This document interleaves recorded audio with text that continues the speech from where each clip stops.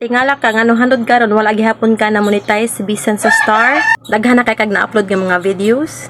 Kung sige ka og gamit og music gikan sa Facebook, maunay nahitabo sa ako anay sharing og revenue or siya ray makita sa imuha nga video. Kay tungod nagamit ka og music gikan sa Facebook. Na kung ganahan ka ma-earn or gusto kang makakwarta sa imong mga videos, ayaw og gamit og music samot na og copyright. Na ako i-share sa imuha nga tips para mahibaw-an nimo nga na violation di ay ang imong gipang-upload nga mga videos. Simple ra kaayo, open Facebook.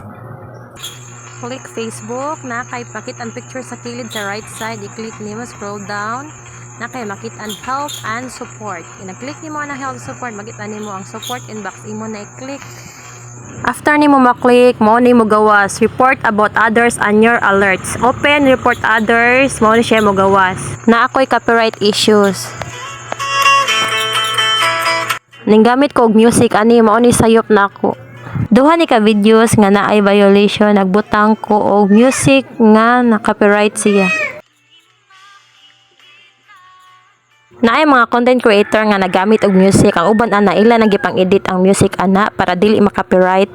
Next video guys, tudloan ta mo unsaon na pag-delete. I hope na mo'y nakatunan sa akong video. Palug na kog follow and share. Salamat.